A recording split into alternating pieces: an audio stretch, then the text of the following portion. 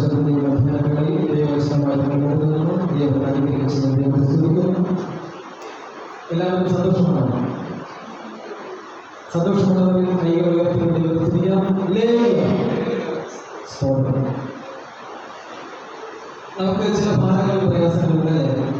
നമ്മളോടുകൂടി ഇത്ര നേരം ആരാധിച്ചതായ വ്യക്തികൾ ഇന്ന് മറ്റൊരു സ്ഥലത്തായിരിക്കുന്നു. അവരെ കുറച്ച് നാൾ കഴിഞ്ഞ് കാണാൻ കഴിയുള്ളൂ അല്ലേ? എങ്കിലും അവരെ കാണുവാനും അവരോടൊപ്പം വിശുദ്ധ ശബ്ദങ്ങൾ പങ്കെടുക്കുവാനും ദൈവങ്ങളെ അനുഗ്രഹിക്കണമെന്ന് പ്രാർത്ഥിക്കാം. അതുപോലെ ഇന്ന് ദൈവാലയത്തിൽ ആയിരിക്കുന്ന എല്ലാവരെയും ദൈവനാമത്തിൽ ഈ പഠന ശുശ്രൂഷയ്ക്ക് ഞാൻ ഹാർദവമായി സ്വാഗതം ചെയ്തുകൊള്ളുന്നു. ഇന്ന് അല്പനേരം ചിന്തയ്ക്കായി ഞാൻ ആഗ്രഹിക്കുന്ന വിഷയം അപ്പോസ്തലനായ പൗലോസിനെ കുറിച്ച് ചില കാര്യങ്ങളാണ് പറയാൻ ആഗ്രഹിക്കുന്നത്. ഇന്ന് എന്റെ വിഷയം ആശ്വാസത്തിന്റെ ദൂതനും സുവിശേഷത്തിന്റെ സിംഹവും എന്നതിനെ കുറിച്ചാണ്. രണ്ട് വ്യക്തിഗത ജീവിതങ്ങളെ കുറിച്ചാണ് നിങ്ങളോട് പറയാൻ ആഗ്രഹിക്കുന്നത്. അവരുടെ ജീവിതത്തെ കുറിച്ച് 4 കാര്യങ്ങളാണ് ഞാൻ പറയാൻ കാരണം ഞാൻ ദൈവനാമത്തിൽ ആഗ്രഹിക്കുന്നത്. ഇതിന്റെ കൂടെ നിങ്ങൾ ഒപ്പമുണ്ടെന്ന് വിശ്വസിക്കുന്നു. നമുക്കൊരു വാക്യം വായിച്ചുകൊണ്ട് നമുക്ക് ഈ വേദഭാഗത്തേക്ക് കൊണ്ടുവരാം. 1 കൊരിന്ത്യർ 15-ാം അധ്യായം അതിന്റെ 10-ാമത്തെ വാക്യം നമുക്ക് വായിക്കാം. 1 കൊരിന്ത്യർ 15-ാം അധ്യായം അതിന്റെ 10-ാമത്തെ വാക്യം. എങ്കിലും ഞാൻ ആകുന്നത് ദൈവകൃപയാൽ ആകുന്നു. എന്നോടുള്ള അവന്റെ കൃപ വ്യർത്ഥമായതുമില്ല. മഹാപരിശുദ്ധനാകുന്ന സ്വർഗ്ഗീയ പിതാവായ കർത്താവേ, അപ്പോസ്തലനായ പൗലോസ് അവിടുത്തെ കർത്താവേ, ദൈവം പറഞ്ഞതായ വാക്കുകൾ ദൈവം അടിയങ്ങളോട് കേൾക്കുന്നതാണ്. ദൈവം തന്റെ ജീവിതത്തിൽ തന്നെ വഴി നടത്തിയതായ ആ ദൈവത്തിന്റെ കൃപ, ദൈവം തിരുവചനം ശ്രദ്ധിക്കുന്നതായ ഞങ്ങളുടെ ജീവിതത്തിൽ ആ കൃപയ്ക്ക് അനുസരിച്ച് ജീവിക്കുവാൻ തക്കവണ്ണം ഞങ്ങൾ ഓരോരുത്തരും അനുഗ്രഹിക്കുമാറവേ പ്രാർത്ഥിക്കുന്നു. കേൾവിക്കാരായ ജനത്തെ അനുഗ്രഹിക്കുമാറാകണം. അവരുടെ ജീവിതത്തെ അവർ അനുഗ്രഹിക്കുമാറാകണം. ഇത് നൽകുന്നതായ ദൈവത്തിന്റെ വചനം അവരുടെ ഹൃദയത്തെ ആശ്വാസകരമായി എടുക്കുന്നതിന് വേണ്ടി പ്രാർത്ഥിക്കുന്നു. അടിയനെ ദൈവകാര്യങ്ങളിലേക്ക് തരുന്നു. തന്റെ മകൾക്ക് മനസ്സിലാകുന്ന രീതിയിൽ പറഞ്ഞു കൊടുക്കുവാൻ തരണം. അടിയന്റെ നാളുകയും ദൈവിക സ്ഥാനത്തിൽ വിളിക്കണം. സകലരും ക്രിസ്തുയേശുവിൽ താഴ്മയോടെ സമർപ്പിക്കുന്നു. കൃപ തോന്നുമാറാകണമേ. ആമേൻ. ഇവിടെ അപ്പോസ്തലനായ പൗലോസിനെ അതുപോലെ തന്നെ ബർന്നബാസിനെ കുറിച്ചുമാണ് നമ്മൾ സംസാരിക്കാൻ കാരണം ഞാൻ ആഗ്രഹിക്കുന്നത്. ഇപ്പോൾ വായിച്ചു കേട്ടതായ തിരുവചനത്തിൽ അപ്പോസ്തലനായ പൗലോസ് പറഞ്ഞതായ ഒരു വാക്കാണ് പറയുന്നത്. എന്താണ് പറയുന്നത്? എങ്കിലും ഞാൻ ആകുന്നത് ദൈവകൃപയാലാകുന്നത്. അപ്പോസ്തലനായ പൗലോസിന്റെ ജീവിതത്തെ കുറിച്ച് നാം നോക്കുമ്പോൾ ദൈവം എപ്രകാരമാണ് പൗലോസിനെ തിരഞ്ഞെടുത്തുവെന്നും പൗലോസിനോട് എന്തെല്ലാം ദൈവം തീരുമാനിച്ചെന്നും ദൈവത്തിന് ചില പദ്ധതികൾ ഉണ്ടായിരുന്നു. പൗലോസിന്റെ ജീവിതത്തെ കുറിച്ച് നമുക്കറിയാം. എങ്ങനെയാണ് കർത്താവായ യേശുക്രിസ്തുവിനെ സ്വീകരിച്ചു വന്നുവെന്നും നമുക്കറിയാം അല്ലെ? താൻ ഒരു ഉന്നത കുല ജാതനെന്ന് വിചാരിച്ച ഒരു വ്യക്തിയാണ്. യഹൂദനായ ഒരു വ്യക്തിയാണ്. അതിലുപരിയായി ദൈവവചനത്തെ കുറിച്ച് ആഴമായ ഒരു പണ്ഡിതനും ഗമാലിയേൽ എന്ന ഒരു വേദപണ്ഡിതന്റെ കീഴിലിരുന്ന് വേദം അഭ്യസിച്ച് വേദങ്ങളെ വിവരിച്ചെഴുതുവാൻ തക്കവണ്ണമുള്ള ഒരു ജ്ഞാനനിറഞ്ഞായ വ്യക്തിയായിരുന്നു. അതുപോലെ തന്നെ ആ കാലഘട്ടത്തിൽ റോമ പൗരത്വമുള്ളതുമായ ഒരു വ്യക്തിയായിരുന്നു. ഇടയ്ക്ക് ഒരിക്കൽ പൗലോസിനെ അവിടെ നിന്ന് ഉപദ്രവിക്കുന്ന സമയത്ത് പറയുന്നുണ്ട്, ഞാനൊരു റോമ പൗരത്വമുള്ള ഒരു മനുഷ്യനാണ്, നിങ്ങളെ പരസ്യമായി ഉപദ്രവിക്കുന്നുവോ എന്ന് ചോദിക്കുന്നതായ വ്യക്തിയാണ്. അപ്പോൾ പൗലോസിനെ കുറിച്ച് നാം നോക്കുമ്പോൾ ഏറ്റവും വളരെയധികം ജനശ്രദ്ധയുള്ളതും ഇന്ന് ക്രിസ്തീയ കോളത്തിൽ ആഹൃത ജനങ്ങൾ വിശ്വസിക്കുന്നതുമായ വേദോപദേശങ്ങളും യേശുവിനെ കുറിച്ച് ജാതികൾക്ക് അപ്പോസ്തലൻ എന്ന് യേശു പറഞ്ഞതുമായ വ്യക്തിയാണ് അപ്പോസ്തലനായ പൗലോസ്. എന്നാൽ ഈ മഹിമകളെല്ലാം കൊണ്ട് നിൽക്കുമ്പോൾ തന്നെ കർത്താവായ യേശു ക്രിസ്തുവിനെ താൻ സ്വീകരിക്കാൻ തക്കവണ്ണം ഇടയായി. ക്രിസ്ത്യാനികളെ കുറിച്ച് കൊല്ലുവാൻ തക്കവണ്ണം അധികാരപത്രവുമായി വാങ്ങിച്ചുകൊണ്ട് വരുന്നതായ സമയത്തിൽ ദമസ്കോസിൽ വെച്ച് ആരെ സ്വീകരിക്കുകയാണ്? ക്രിസ്തു യേശുവിനെ കാണുകയും തന്റെ ജീവിതത്തിൽ ഒരു രൂപമാറ്റാന്തരം വരികയും ചെയ്യുന്നതായി നമുക്ക് കാണാൻ കഴിയും. അപ്പോൾ തന്റെ മുമ്പിലത്തെ ജീവിതം നാം പരിശോധിക്കുകയാണെങ്കിൽ ക്രിസ്ത്യാനികൾ എന്ന് പറയുന്നവരെ കൊല്ലാൻ തക്കവണ്ണം ഒരു അധികാരമുള്ള വ്യക്തിയാണ്. അപ്രകാരമുള്ള ഒരു വ്യക്തിയായിരിക്കുമ്പോൾ ഒരു മാനസാന്തരത്തിന് ശേഷം യേശുവിനെ സ്വീകരിച്ച ശേഷം തൻ്റെ ജീവിതത്തിൽ താൻ പിന്നെ എങ്ങനെ സുവിശേഷ ഘോഷണവുമായി എവിടെ ഇറങ്ങി? ജനതകളിലേക്ക് ഇറങ്ങുന്നതായി നാം കാണാൻ കഴിയും. എന്നാൽ അപ്പോസ്തലനായ പൗലോസിനെ കുറിച്ച് നോക്കുമ്പോൾ ആദ്യം കാണുന്ന വ്യക്തികൾ പൗലോസിനെ എങ്ങനെയാണ് കൈക്കൊണ്ടോ? അപ്പോസ്തലനായ പൗലോസിനെ ഒരിക്കലും കൈക്കൊണ്ടില്ല എന്ന് നമുക്ക് കാണാൻ കഴിയും. അപ്പോൾ പൗലോസ് ആക്കിയതായ ഒരു ദൈവം, അതാണ് നാം ആദ്യം വായിച്ചു കേട്ടത്. പൗലോസ് നിൽക്കുന്നത് ആരുടെ ബലത്തിലാണ്? ഞാൻ നിൽക്കുന്നത് ദൈവത്തിന്റെ കൃപയാലാണ്. ഇന്ന് നാം ഓരോരുത്തരും ഇന്ന് ഈ ദൈവാലയത്തിൽ നിൽക്കുന്നുണ്ടെങ്കിൽ അത് ആരുടെയാണ്? നമ്മുടെ ഓരോരുത്തരെയും ശക്തിയാണോ? നമ്മുടെ ഓരോരുത്തരും വിദ്യാഭ്യാസമാണോ? അല്ല, അല്ലെ? നമ്മുടെ ദൈവം നിർത്തുന്ന കൃപയാണ്. അപ്പോൾ ദൈവത്തിന്റെ കൃപ കൊണ്ട് നമുക്ക് എന്ത് ചെയ്യാൻ കഴിയും? അസാധ്യമായ കാര്യങ്ങൾ നമുക്ക് സാധ്യമാക്കി തീർക്കുവാൻ കഴിയും. അപ്പോൾ പൗലോസിനെ ഇവിടെ നാം നോക്കുമ്പോഴേക്കും പൗലോസ് ഒരു വിശ്വസിച്ച് യേശുവിനെ സ്വീകരിച്ച് വന്നുവെങ്കിലും ഒരിക്കലും പൗലോസിനെ ആദ്യം ആര് സ്വീകരിച്ചില്ല? ശിഷ്യന്മാർ സ്വീകരിച്ചില്ല എന്ന് നമുക്ക് കാണാൻ കഴിയും. അപ്പോൾ ആ ഒരു ഭയത്തിന്റെ നടുവിൽ നിന്നുകൊണ്ട് പൗലോസിനെ അവിടെ നിന്ന് താങ്ങിയതായ ഒരു വ്യക്തി ഉണ്ടായിരുന്നു, അല്ലെ? നമുക്ക് അപ്പോസ്തല പ്രവർത്തികൾ 9-ാം അധ്യായം അതിന് 26-ാമത്തെ വാക്യം എന്താണ് വായിക്കുന്നത്? അപ്പോസ്തല പ്രവർത്തികൾ 9-ാം അധ്യായം അതിന് 26-ാമത്തെ വാക്യം മൈക്കിലൂടെ വായിച്ചിട്ടുള്ളതാണ്.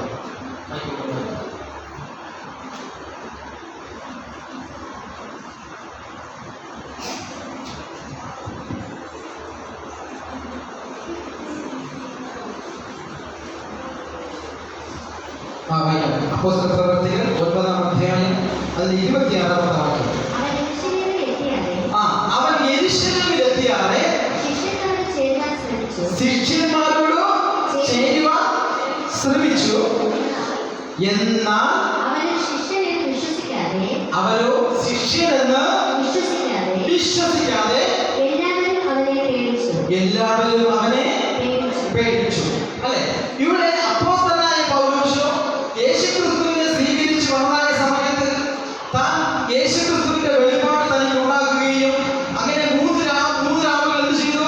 അവൻ കണ്ടുകൂടാതെ കാഴ്ചയില്ലാത്തവനായി ഇരിക്കുകയും ദൈവത്തെക്കുറിച്ച് അവിടെ ദൈവദർശനത്തോട് അനുബന്ധിച്ച് പിന്നെ തന്റെ ജീവിതത്തിൽ ഒരു മാനസാന്തര അനുഭവം വന്നതായി കാണുന്നു. എന്നാൽ ഇതേ അനുഭവത്തിൽ നിന്നുകൊണ്ട് അവൻ ശിഷ്യന്മാരോട് ചേരുവാൻ തക്കവണ്ണം ആഗ്രഹിച്ചു. ശിഷ്യന്മാരോട് ചേരുവാൻ തക്കവണ്ണം ആഗ്രഹിച്ചപ്പോൾ തന്റെ മുൻപിലുള്ള ജീവിതം നോക്കിക്കൊണ്ട് ശിഷ്യന്മാർ എന്ത് ചെയ്തു? അവനെ കൈക്കൊണ്ടില്ല. കാരണം എന്താണ് കാരണം? പൗലോസിനെ കൈക്കൊള്ളാനതിന്റെ കാരണം എന്താണ്? ശിഷ്യന്മാർ കാരണം യേശു എന്ന മാർഗ്ഗക്കാരെ വകവരുത്തുവാൻ തക്കവണ്ണം, കൊല്ലാൻ തക്കവണ്ണം റോമൻ കൈസരിന്റെ അനുവാദ പത്രവും വായിച്ചുകൊണ്ട് വന്നതായ ഒരു വ്യക്തിയാണ് അപ്പോസ്തലനായ പൗലോസ്, അല്ലെ? അങ്ങനെ ഒരു വ്യക്തി ഇപ്പോൾ സുവിശേഷം പറയുമ്പോൾ ശിഷ്യന്മാർക്ക് എന്തുണ്ടായി? പേടിയുണ്ടായി. കാരണം ഇവർ ഞങ്ങളുടെ ഇടയിൽ നുഴഞ്ഞു വന്നതായ ഒരു പ്രവാചകനായിരിക്കുമോ, ഒരു കള്ളനായിരിക്കുമോ, ഇവൻ ഞങ്ങളെ കൊല്ലാൻ വന്ന ചാരനായിരിക്കുമോ എന്ന് ജനം എന്ത് ചെയ്തു? അവർ പേടിച്ചു. അതുകൊണ്ട് കൈക്കൊണ്ടില്ല. അങ്ങനെ കൈക്കൊള്ളാത്ത ഒരു സാഹചര്യത്തിൽ അവിടെയാണ് നമുക്ക് ഒരു വ്യക്തിയെ കുറിച്ച് കാണാൻ പറ്റുന്നത്. ആരാണ്? ബർന്നബാസ്. ബർന്നബാസ് അവിടെ അപ്പോസ്തലനെ ഇടയിൽ ആരെ പരിചയപ്പെടുത്തി? പൗലോസിനെ അവിടെ നിന്ന് പരിചയപ്പെടുത്തിയിട്ടുണ്ട്. തുടർന്ന് വേദഭാഗങ്ങൾ വായിക്കുന്നത് ബർന്നബാസോ അവനെ കൂട്ടി അപ്പോസ്തലന്മാരുടെ അടുക്കൽ കൊണ്ടുചെന്നു. അല്ലെ? ഇവിടെ പൗലോസിനെ കൈക്കൊണ്ടില്ലെങ്കിലും പൗലോസിനെ അവിടെ നിന്ന് അപ്പോസ്തലന്മാർക്ക് പരിചയപ്പെടുത്തി കൊടുത്ത വ്യക്തിയാണ് ആരാണ്? ബർന്നബാസ്. ബർന്നബാസ് എന്ന പേരിന്റെ അർത്ഥം എന്താണ്? പ്രബോധനപൂർവ്വം, ആശ്വസിപ്പിക്കുന്നവൻ, അല്ലെ? ആശ്വാസമേകുന്നവൻ എന്നാണ് ബർന്നബാസ് എന്ന പേരിന്റെ അർത്ഥം. അപ്പോൾ പൗലോസ് ഒരു സിംഹമാകണമെങ്കിൽ അതിന്റെ പിന്നിൽ ആരുണ്ട്?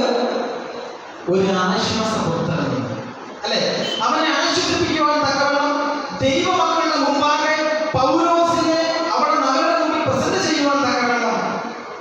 ഒരു വ്യക്തിയെ ആര് തിരഞ്ഞെടുത്തോ? ദൈവം തിരഞ്ഞെടുത്തു, അല്ലെ? ആ ദൈവം തിരഞ്ഞെടുത്ത് ഒരു ആശ്വാസപുത്രനായി ഇവിടുന്ന് പൗലോസിനെ നിയന്ത്രിക്കുവാൻ, പൗലോസിനെ അപ്പോസ്തലന്മാരുടെ മുമ്പിൽ അവിടെ പ്രസന്റ് ചെയ്യുവാൻ തക്കവണ്ണം ആരെ തിരഞ്ഞെടുത്തോ? ബർന്നബാസിനെ, അല്ലെ? ബർന്നബാസ് സംബന്ധിച്ചതോ വായിക്കാം. അവനെ കൂട്ടി അപ്പോസ്തലന്മാരുടെ അടുക്കൽ കൊണ്ടുചെന്നു. അവൻ വഴിയിൽ വെച്ച് കർത്താവിനെ കണ്ടതും കർത്താവ് അവനോട് സംസാരിച്ചതും ദമസ്കോസിൽ അവൻ യേശുവിന്റെ നാമത്തിൽ പ്രാഗൽഭ്യത്തോടെ പ്രസംഗിച്ചതുമെല്ലാം അവരോട് വിവരിച്ചു പറഞ്ഞു, അല്ലെ? ഇവിടെ ബർന്നബാസ് അപ്പോസ്തലന്റെ ജീവിതത്തെക്കുറിച്ച്, തനിക്കുണ്ടായതായ ഒരു മാനസാന്തരത്തെക്കുറിച്ച് അവിടെ അപ്പോസ്തലന്മാരുടെ ഒരു വിശദീകരണം അവിടെ കൊടുക്കാൻ ഇടയായി. നമ്മുടെ ജീവിതത്തിൽ അപ്രകാരമാണ്. നാം ഒരിക്കൽ എങ്ങനെയായിരുന്നു? ദൈവത്തിന്റെ വചനത്തോട് ഏതൊരു ബന്ധവുമില്ലാത്തവരായിരുന്നു. പക്ഷെ ഒരിക്കൽ ഒരു സുപ്രഭാതത്തിൽ നാം മാനസാന്തരപ്പെട്ട് ദൈവത്തിൽ വരുമ്പോഴേക്കും മുൻപുള്ള ആൾക്കാർ, മുൻപുള്ള ജീവിതത്തിൽ നമ്മെ കണ്ടത് എന്ത് പറയും? നമ്മെ നമ്മുടെ പഴയ ജീവിതത്തിൽ വെച്ച് താരതമ്യം ചെയ്യും, അല്ലെ? എന്നാൽ ഒരിക്കലും നാം എന്ത് ചെയ്യാൻ പാടില്ല? ഒരു മനുഷ്യന്റെ പഴയ ജീവിതത്തെ കുറിച്ച്, ഒരുവൻ ക്രിസ്തുവിലായ പുതിയ സൃഷ്ടിയാണെന്നാണ് ദൈവത്തിന്റെ വചനം പറയുന്നത്. ഇവിടെ പൗലോസിന്റെ പഴയ ജീവിതത്തെ കുറിച്ച് എന്ത് ചെയ്തു? അപ്പോസ്തലന്മാര് വിലയിരുത്തി. എന്നാൽ ബർന്നബാസ് അതിനെ കുറിച്ച് എന്തോ തനിക്ക് ക്രിസ്തു യേശുവിന്റെ ആ ക്ഷണം എപ്രകാരമാണ് ലഭിച്ചത്, ആ ലഭിച്ച സമയത്ത് അവൻ പ്രാഗൽഭ്യത്തോടെ എന്ത് ചെയ്തു? ദൈവത്തിന്റെ സുവിശേഷിച്ചു എന്ന് അവിടെ നിന്ന് പറയുകയും ചെയ്തു എന്ന് നമുക്ക് കാണാൻ അവിടെ കഴിയുന്നു. അപ്പോൾ നമ്മുടെ ജീവിതത്തിലും നമ്മുടെ കുറവുകളിലല്ല നാം എന്ത് ചെയ്യേണ്ടത്? നാം ആശ്രയിക്കേണ്ടത്, അല്ലെ? നാം ആരെ ആശ്രയിക്കണം? നമ്മെ നിർത്തുന്നതായ ദൈവകൃപയിൽ നാം എന്ത് ചെയ്യണം? നാം ആശ്രയിക്കണം. അപ്രകാരം നാം ആശ്രയിക്കുന്നുവെങ്കിൽ നമ്മുടെ ബലഹീനതകളിൽ നമ്മെ താങ്ങാൻ തക്കവണ്ണം ദൈവം ഒരാളെ ക്രമീകരിക്കും, അല്ലെ? പൗലോസിനെ പൗലോസാക്കി മാറ്റിയത്, ആ പൗലോസിന് വേണ്ടതായ എല്ലാ സഹായം ചെയ്തു കൊടുക്കാൻ തക്കവണ്ണം ആരെ ദൈവം ഉപയോഗിച്ചു? ഒരു ബർന്നബാസിനെ ദൈവം ഉപയോഗിച്ചു. നമ്മുടെ ജീവിതത്തിലും നാം എങ്ങനെ ആരായിരിക്കണം? നാം ഓരോ ബർന്നബാസ്, അല്ലെ, ആയിരിക്കണം. നമ്മൾ ആരെങ്കിലും ബർന്നബാസ് ആയിട്ടുണ്ടോ? നാം ആരെങ്കിലും നാം ബർന്നബാസ് ആയിട്ടുണ്ടോ? നാം ആരെങ്കിലും നാം ആയിത്തീരണം എന്നാണ് പറയുന്നത്, അല്ലെ?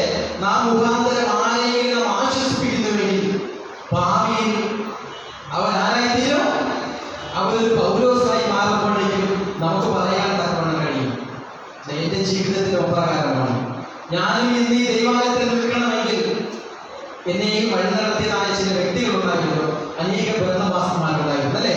അവരാൽ ശക്തീകരിച്ചുകൊണ്ട് ആ മാനസാന്തരത്തിന്റെ അനുഭവത്തിൽ നിന്നുകൊണ്ട് ഇന്ന് ദൈവത്തെ സുവിശേഷീകരിക്കുവാൻ ദൈവം എന്നെയും ഉപയോഗിച്ചത് ഞാൻ ദൈവത്തെ സ്തുതിക്കുന്നു, അല്ലെ? ഇപ്പൊ നമ്മുടെ ജീവിതത്തിൽ എങ്ങനെയായിത്തീരണം? നാം ആരെ പോലെ ആകണം? നാം ബർന്നബാസിനെ പോലെ നാം ആകണം. ആ ഒരു ക്ഷമ മറ്റുള്ളവരെ സഹായിക്കുന്നവരാകണം. ആരെല്ലാം തള്ളി പറഞ്ഞാലും, ആരെല്ലാം കൈവിട്ടാലും കൈവിടാത്തതായ ദൈവം, അല്ലെ? ആ ദൈവത്തിന് സുവിശേഷിക്കുന്നത് നാം മറ്റുള്ളവരെയും ചേർത്ത് പിടിച്ചുകൊണ്ട് അവരെയും സുവിശേഷത്തിലേക്ക് കൊണ്ടുവരുവാനാകണം നാം ആയിരിക്കണമെന്ന് ദൈവത്തിന്റെ വചനം നമ്മെ ഓർമ്മപ്പെടുത്തുന്നു. അപ്പോൾ ഇവിടെ അപ്പോസ്തലനായ പൗലോസിന്റെ ആ ഭയത്തിൽ നിന്നും ആരാണ് താങ്ങിയത്? ബർന്നബാസ്, അല്ലെ? എന്നാൽ രണ്ടാമതായി നാം ചിന്തിക്കുന്നതോ അന്ത്യോക്യയിലെ കൂട്ടായ്മയെ കുറിച്ചാണ്. ഇവിടെ അവരുടെ ജീവിതം എങ്ങനെയാണ്? ദൈവത്തെ അവർ പരിചയപ്പെടുത്തി കൊടുത്ത് പ്രാഗൽഭ്യത്തോടെ സംസാരിക്കുകയും ദൈവത്തിന്റെ അരുളപ്പാടുകൾ ചെയ്യുകയും ചെയ്ത് അവരുടെ ആദ്യത്തെ മിഷണറി യാത്ര കുറിച്ച് നാം നോക്കുമ്പോഴല്ലേ, അവരെന്താണ്? അന്ത്യോക്യയിൽ അവർ എന്ത് ചെയ്തു? അവർ കൂട്ടായ്മ ആചരിച്ചെന്ന് നമുക്ക് കാണാൻ കഴിയുന്നു. അവിടെ അപ്പോസ്തല പ്രവൃത്തികൾ 11-ാം അധ്യായം അതിന് 25-26 വാക്യം ഒന്ന് വായിക്കാം.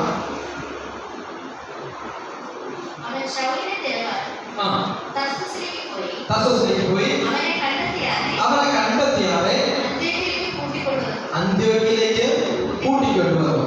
ഇവിടെ ബർന്നബാസ് ആയിരിക്കുന്നതായ സ്ഥലത്തിൽ സുവിശേഷം ഇനിയും പ്രചരിക്കേണ്ടതുണ്ട്. സുവിശേഷ ഘോഷണം അവിടെ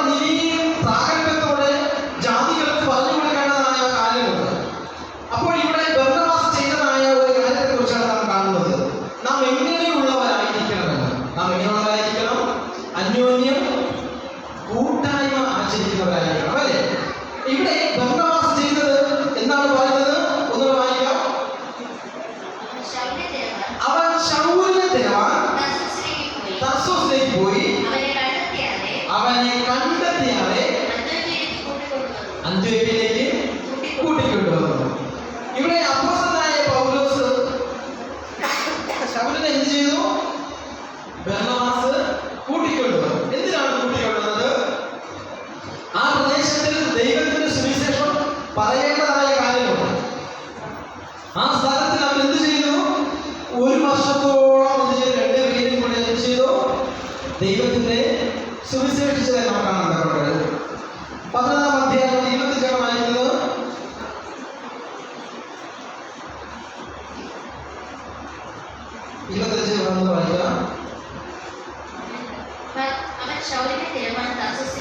പോയി അവനെ കണ്ടെത്തിയാതെ അന്ത്യോക്യയിലേക്ക് കൂട്ടിക്കൊണ്ടുവന്നു. അവൻ 1 സംവത്സരം മുഴുവനും സഭായോഗങ്ങളിൽ കൂടുകയും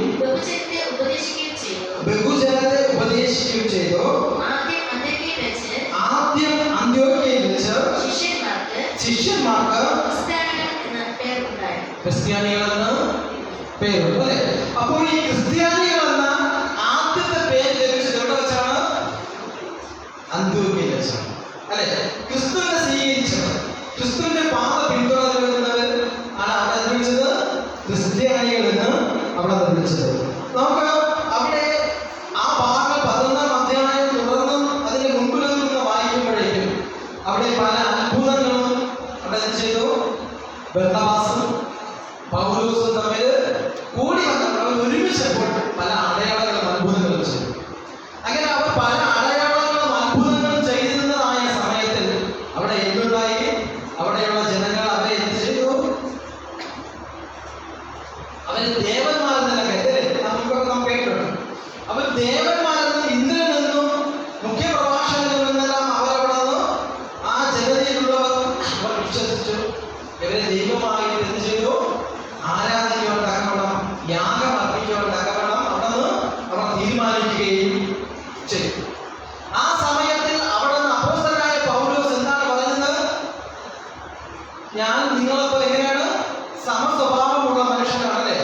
അങ്ങനെ പറഞ്ഞുകൊണ്ട് നിങ്ങൾ ഇതെല്ലാം വിട്ടിട്ട് നിങ്ങൾ ആരെ പോലെ ആയിരിക്കണം? അതിന്റെ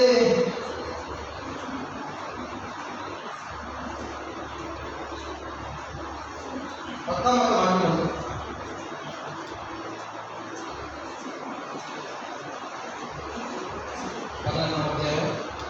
ഇത് 3 പ്രാവശ്യം ഉണ്ടായി. പിന്നെ എല്ലാം തിരികെ ആകാശത്തേക്ക് വലിച്ചെടുത്തു.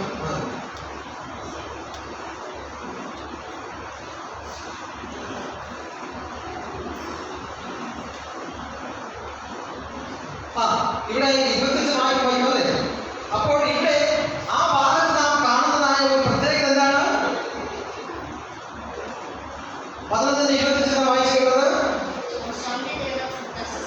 അല്ലെ? അവിടെ അവർക്ക് എന്താണ് ആവശ്യം? ബർന്നബാസിന് ആവശ്യമായത് എന്താണ്? ഒരു സുവിശേഷം നല്ല രീതിയിൽ പറയുന്നതായ ഒരു വ്യക്തി, ഒരു ഉപദേഷ്ടാവ്, വചനങ്ങളെ കുറിച്ച് ആഴമായി അറിവുള്ള ഒരു വ്യക്തി പറയുമ്പോൾ അതെന്ത് ചെയ്യും? കൂടുതൽ ആഴമായി ആൾക്കാർ ചിന്തിക്കും. നമുക്കറിയാം, ഒരു പ്രത്യേക ഒരു കൺവെൻഷൻ നടക്കുമ്പോൾ നാം എന്ത് ചെയ്യാറുണ്ട്?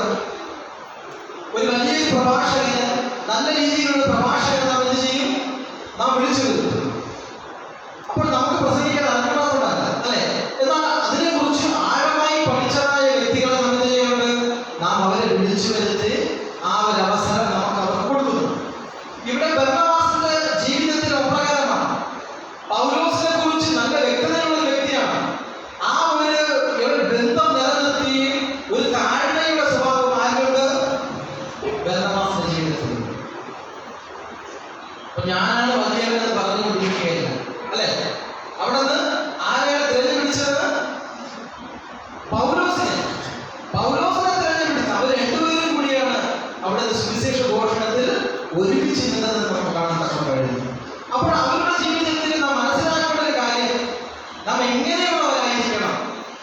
നാം എങ്ങനെയുള്ളവരായിരിക്കണം? നാം കൂട്ടുവേലക്കാരാകണം, അല്ലേ? കർത്താവായ യേശു ക്രിസ്തുവിനെ നാം കൂട്ടുവേല ചെയ്യുന്നവരായിരിക്കണം. ഞാൻ വലിയവൻ എന്നുള്ള ഭാവമല്ല ഇവിടെ കാണുന്നത്. ബർന്നബാസിന്റെ ആ സ്വഭാവം മനസ്സിലാക്കുക. നമ്മുടെ ജീവിതത്തിൽ നാം അങ്ങനെ ആവുന്നവരാണ്. ഞാനാണ് വലിയവൻ, എനിക്ക് കഴിയും, മറ്റാർ കഴിയുകയില്ല എന്ന് പറഞ്ഞാൽ പല കാര്യം നടക്കുകയില്ല, അല്ലേ?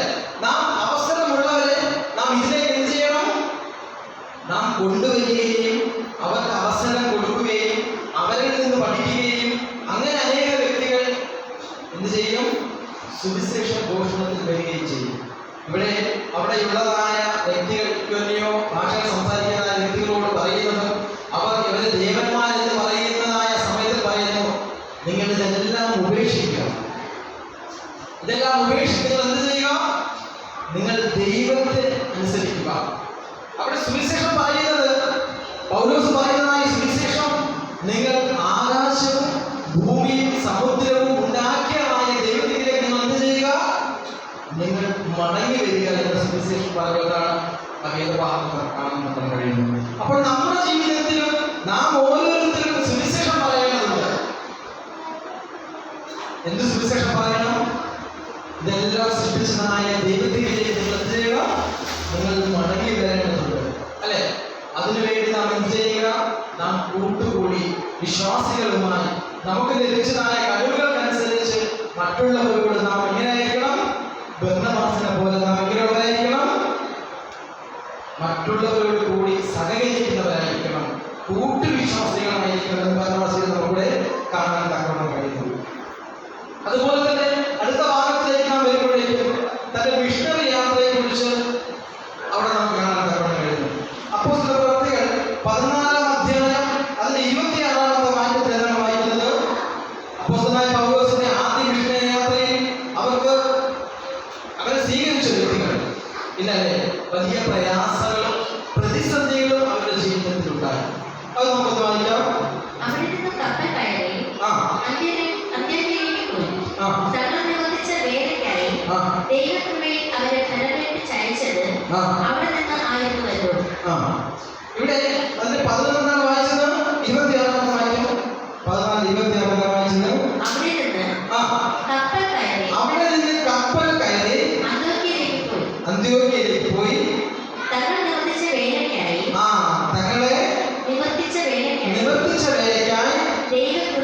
ദൈവകൃപയിൽ അവരെ ഫലമേൽപ്പിച്ചയച്ചത്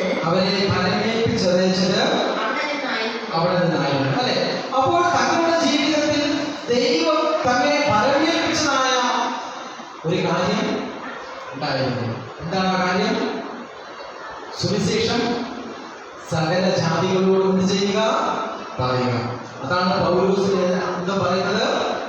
ജാതികളുടെ അപ്പോസ്തലൻ എന്ന് പറയുന്നത്.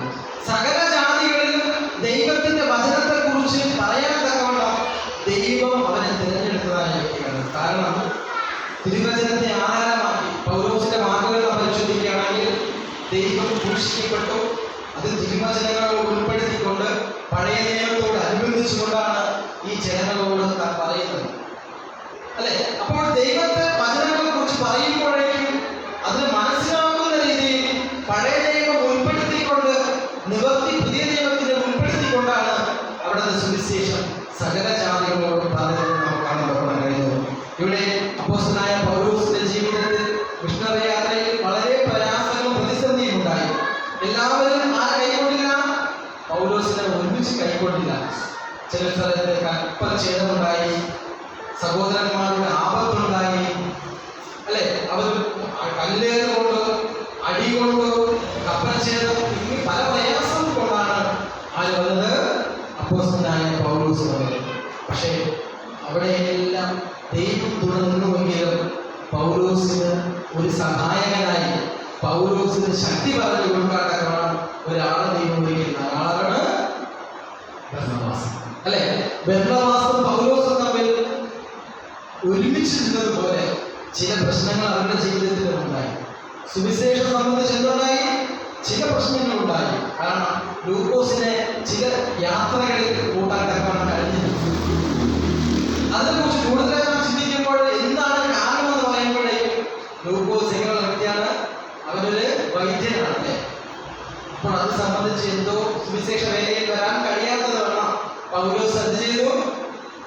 അവനെ കുറിച്ച് അപ്പോൾ മാറ്റി നിർത്തിയെങ്കിലും അവിടെ ലൂക്കോസിനെയും എന്ത് ചെയ്തു? ആരെ കൂട്ടി? ലൂക്കോസിനെയും ബർന്നബാസ് അവിടെ നിന്ന് കൂട്ടിയതായി നമുക്ക് കാണാൻ കഴിയുന്നു. നമ്മുടെ ജീവിതത്തിൽ നാം എങ്ങനെയുള്ളവരായിരിക്കണം? ദൈവം നമ്മെ ഏൽപ്പിച്ചതായ ദൗത്യം, അല്ലെ? ദൈവം നമ്മെ തിരഞ്ഞെടുത്തു. ആ തിരഞ്ഞെടുത്ത സുവിശേഷം മറ്റുള്ളവരോട് പറയുമ്പോഴേ നമുക്ക് പ്രയാസമുണ്ടാകും, പ്രതിസന്ധി ഉണ്ടാകും. എങ്കിലും ഒരു കൂട്ടായ്മ ആചരിച്ചുകൊണ്ട് നാം മുൻപോട്ട് പോകുന്നെങ്കിൽ നമുക്ക് എന്ത് ചെയ്യാൻ കഴിയും? അവന്റെ സുവിശേഷം സകല നമ്മളോട് പറയാൻ തക്കവണ്ണം കഴിയും. ഇവിടെ 1 തെസ്സലോനിക്കർ 5-ാം അധ്യായം 11-ാമത്തെ വാക്യം എന്താണ് പറയുന്നത്? ആകയാൽ നിങ്ങൾ ചെയ്തു വരുന്നത് പോലെ അന്യോന്യം പ്രബോധിപ്പിച്ചും തമ്മിൽ ആത്മീയ വർധന വരുത്തിയും പോകും. നമ്മുടെ ജീവിതത്തിൽ നാം എങ്ങനെയായിരിക്കണം? ആകയാൽ നിങ്ങൾ ചെയ്തു വരുന്നത് പോലെ നാം അന്യോന്യം എങ്ങനെയുള്ളവരായിരിക്കണം? പ്രബോധിപ്പിക്കുന്നവരായിരിക്കണം, അല്ലെ? നാം അന്യോന്യം ഒരുവന് വേണ്ടി നാം പ്രാർത്ഥിക്കുക, ഒരുവന് വേണ്ടി വേദോപദേശങ്ങൾ കൊടുക്കുക. അങ്ങനെ നാം ഒരു കൂട്ടായ്മ ആചരിക്കുമെങ്കിൽ പൗലോസിന്റെ ജീവിതത്തിൽ ബർന്നബാസ് എങ്ങനെയായിരുന്നോ അതുപോലെ നമുക്കും ആയിത്തീരുവാൻ കഴിയും. പിന്നെ ഇവിടെ ലൂക്കോസിനെ കൈക്കൊണ്ടില്ല എങ്കിൽ പിന്നത്തെ തെസ്സലോനിക്ക ലേഖനം എഴുതുമ്പോൾ അവിടെ തെസ്സലോനിക്ക ലേഖനത്തിൽ പൗലോസ് പറയുകയാണ്, തിമോഥെയോസിനോട് പറയുക, നീ വരുമ്പോൾ ആരെ കൂട്ടിക്കൊണ്ട് വരണം? നീ ലൂക്കോസിനെയും കൂട്ടിക്കൊണ്ട് വരണം. അവനെ എനിക്ക് ശുശ്രൂഷ ചെയ്യുവാൻ തക്കവണ്ണം അവനെയും കൂട്ടിക്കൊണ്ട് വരണമെന്ന് അവിടെ നമുക്ക് കാണാൻ തക്കവണ്ണം കഴിയും. അപ്പോൾ നമ്മുടെ ജീവിതത്തിലും ഈ വേദഭാഗങ്ങൾ നാം വായിക്കുമ്പോഴേക്കും നാം എങ്ങനെയുള്ളവരായിരിക്കണം? നമ്മുടെ മുൻവിധി കൊണ്ട് ഒരിക്കലും നാം എന്ത് ചെയ്യരുത്? ആരെയും നാം വിധിക്കാൻ പാടില്ല. നാം എല്ലാവരും ചേർത്ത് നിർത്തുന്നവരായിരിക്കണം. അങ്ങനെ ചേർത്ത് നിർത്തുന്ന വരുന്നുവെങ്കിൽ നമുക്കും എങ്ങനെയുള്ളവരായിത്തീരും? പിന്നത്തെ നമുക്ക് അവർ എങ്ങനെയുള്ളവരായിത്തീരും? നമുക്ക് പ്രയോജനമുള്ളവരായിത്തീരും. ദൈവസന്നിധിയിൽ പൗലോസിനെ താങ്ങാൻ തക്കവണ്ണം, പൗലോസിനെ സഹായിക്കാൻ തക്കവണ്ണം, പൗലോസ് ഒരു ദൈവത്തിന്റെ സുവിശേഷമായി ഗർജിക്കുന്ന സിംഹം പോലെ ആയിത്തീരാൻ തക്കവണ്ണം ആരാണ് കൂടെ ഇരുന്നത്? ഒരു ബർന്നബാസ് കൂടെ ഇരുന്നു, അല്ലേ? എന്നാൽ പൗലോസിന്റെ ജീവിതത്തിൽ പൗലോസിന്റെ പിൻഗാമിയായി അവിടെ 4 വന്നു. തിമോഥെയോസിനെ കാണും, അല്ലെ? തിമോഥെയോസിനെ അവിടെ ട്രെയിൻ ചെയ്ത് ചേർപ്പിച്ചുകൊണ്ട് തന്റെ പിൽക്കാലത്ത് നല്ലൊരു സുവിശേഷകനാകുവാൻ തക്കവണ്ണം അവിടെ നിന്ന് ദൈവം ഇടയാക്കി. നമ്മുടെ ജീവിതത്തിലും നമ്മുടെ പിൽക്കാലങ്ങളിൽ നമ്മുടെ ജീവിത അവസാനത്തിന് ശേഷം ഒരാളുണ്ടോ എന്ന് നാം ചെയ്യുക, നാം ചിന്തിക്കുക. അങ്ങനെ നാം ചിന്തിക്കുന്നുവെങ്കിൽ നമുക്ക് എന്ത് ചെയ്യാൻ കഴിയും? നമുക്ക് ഓരോ ബർന്നബാസായി തീരുവാൻ കഴിയും, അല്ലേ? നമുക്ക് ഓരോ ബർന്നബാസായി തീരുവാൻ കഴിയും.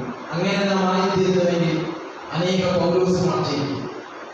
അങ്ങനെ ആ 2 സുവിശേഷം സ്വീകരിച്ചതായ വ്യക്തികളെ കുറിച്ച്, അവരുടെ ജീവിതത്തിൽ അവർ കഷ്ടപ്പെട്ടതായ രീതികളെ കുറിച്ച് നമ്മുടെ ജീവിതത്തിൽ നാം ഇന്നീ പകൽക്കാലം നാം ചിന്തിച്ചു പോയത് അത് കേട്ട് മടക്കാൻ തക്കവണ്ണം, അല്ലേ? നമ്മുടെ ജീവിതത്തിൽ എന്തുണ്ടാകണം? അത് വിശ്വസിച്ച് അവരുടെ ആ കൃപയാണ് അവരെ നിർത്തിയത്. ആരുടെ കൃപയാണ്? ദൈവത്തിന്റെ കൃപയാണ്. ആ കൃപ നമ്മൾ വരുവാൻ തക്കവണ്ണം ഇനി പകൽക്കാലം ദൈവത്തെ അനുഗ്രഹിക്കുവാൻ. ആമേൻ.